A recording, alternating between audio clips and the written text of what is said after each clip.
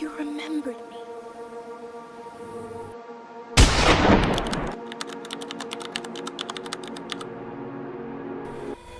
In a quiet village, surrounded by tall trees and dusty paths, lived a 22-year-old orphan girl named Amina.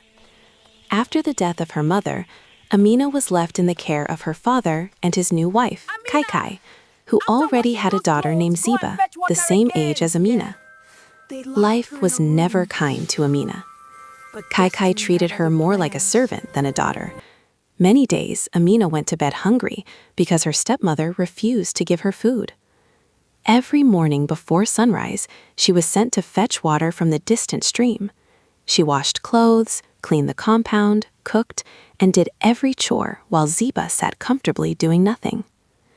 Sometimes, Kaikai would send Amina to fetch water for other villagers who paid money for the service. But when the villagers paid, Kaikai kept all the money for herself and gave Amina nothing, not even thanks. The only person who ever defended Amina was her grandmother, an old woman who lived nearby. One afternoon, when Kaikai began shouting at Amina again, the grandmother spoke up. "Kaikai, this girl is also your husband's child. Why do you treat her like this?" Kaikai's face darkened with anger. Ziba joined her, and together they pushed and beat the old woman until she fell to the ground. Amina cried bitterly as she helped her grandmother up, her heart filled with pain. The night of drumming and dancing. One evening, excitement filled the village. Visitors had arrived with drums, music, and dancers. The whole village gathered at the square to celebrate. Kaikai refused to allow Amina to go. But that night, when everyone was asleep, Amina quietly slipped out and followed the sound of drums. For the first time in a long while, she smiled. As she watched the dancers, a well-dressed young man noticed her. He was Kofi, the son of a wealthy man from a nearby town. He approached her gently. "You look sad, yet your eyes are beautiful," he said. They spoke for a long time.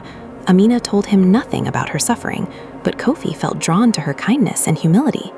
Later that night, Kofi invited her to come with them to his home, promising she would be safe. After much hesitation, Amina agreed. The old lady at the gate. When they arrived at Kofi's house, Amina noticed an old lady sitting quietly in front of the gate. "Welcome, my child," the old woman said kindly. "Good evening, Ma," Amina replied respectfully. The old woman smiled warmly. That night, something strange happened. The old lady called Amina softly. "My daughter, please come and help me throw away my dirt outside."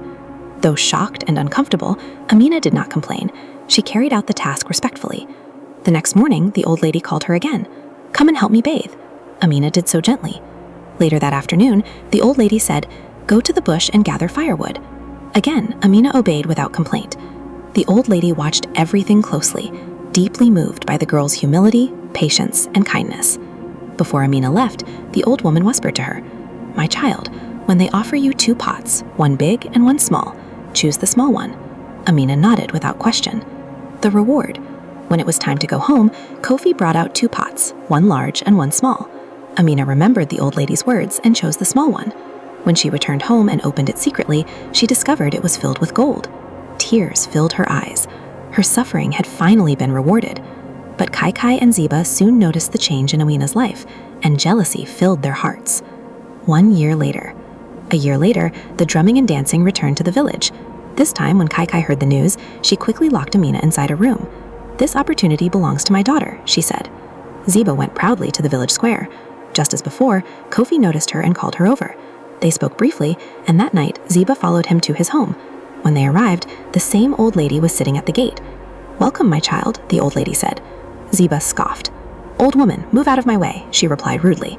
The old lady said nothing. That night, she called Ziba. "Come and throw my dirt outside." Ziba shouted angrily, insulting the old woman and refusing.